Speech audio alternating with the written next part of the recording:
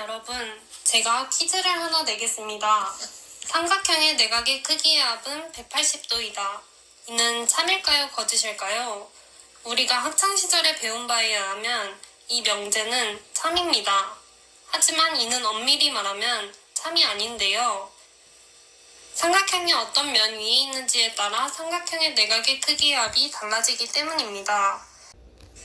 이 그림을 보면 평면 위에 그려진 삼각형의 경우 내각의 크기의 합이 180도이지만 구면에 그려진 삼각형의 경우 내각의 크기의 합이 180도를 넘으며 쌍곡면에 그려진 삼각형의 경우 내각의 크기의 합이 180도보다 작은 것을 알 수 있습니다. 이처럼 일반적인 평면이 아닌 공간에서 다루어지는 기하학, 이를 비유클리드 기하학, 영어로는 non-Euclidean geometry라고 하는데요. 이름을 보면 알 수 있듯이 이는 유클리드 공간이 아닌 다른 공간에서 다루는 기하학을 일컫는 말로 쌍곡기하학, 타원기하학, 포물기하학 등이 포함됩니다. 그렇다면 비유클리드 기하학은 어떻게 생기게 되었을까요? 비유클리드 기하학의 탄생 과정에 대해 이야기하기 위해서는 유클리드 기하학에 대해 먼저 알아야 하는데요. 이에 대해 간단히 설명해 보겠습니다. 에우클레이데스, 고대 그리스의 수학자이자 영어로 유클리드라고 불리는 그는 최초로 기하학을 체계적으로 정리해냅니다. 그는 직관적으로 받아들일 수 있는 5가지의 공준을 참으로 간주하고 이로부터 연역적으로 명제들을 이끌어냈습니다. 이 중 우리가 주의 깊게 살펴봐야 할 공준은 가장 아래에 있는 공준인 평행선 공준입니다.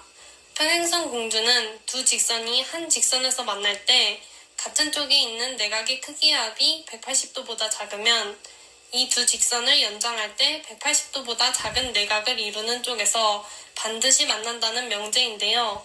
이는 선 밖의 한 점을 지나 그 직선을 평행한 직선은 단 하나만 존재한다는 명제와 동치입니다. 그러나 몇몇 수학자들은 이 공준의 필요성에 의문을 품었고 이에 대해 탐구하기 시작합니다. 그들은 이 공준이 성립하지 않는다고 가정했습니다. 즉, 평행선이 무한히 있다 또는 평행선이 아예 없다고 가정하고 다른 유클리드 공준들을 유지하며 논리를 전개시켜 보았는데요. 그 결과 전혀 모순이 생기지 않는 상황이 존재한다는 것을 발견하게 되었고 이로 인해 비유클리드 기하학이 탄생하게 됩니다. 비유클리드 기하학에는 많은 종류가 있지만 그 중에서 가장 일반적인 2가지 기하학에 대해 살펴보겠습니다. 첫 번째로 살펴볼 기하학은 구면기하학입니다. 구면기하학은 타원기하학의 한 가지 특별한 형태로 구체의 표면에 해당하는 구면으로 구현되기에 구면기하학이라고 불립니다. 우리가 주변에서 가장 흔하게 접할 수 있는 구면으로는 지구본이 있습니다. 자, 우리 지구본의 한 직선을 그리고 그 직선에 평행한 직선을 그려봅시다. 처음에는 두 직선이 만나지 않을 듯 보이나 결국 두 직선은 한 점에서 만나게 됩니다. 즉, 구면 위에 평행선은 존재하지 않습니다.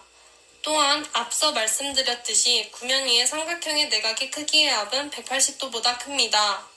뿐만 아니라 삼각형의 넓이가 넓어질수록 세 내각의 크기의 합이 커지게 됩니다. 두 번째로 살펴볼 기하학은 쌍곡기하학입니다. 쌍곡기하학은 쌍곡면의 기하학적인 모습이 말안장과 닮았기에 말안장기하학이라고 불리기도 하는데요. 우리가 주변에서 가장 흔히 볼 수 있는 쌍곡면에는 프링글스 감자칩이 있습니다.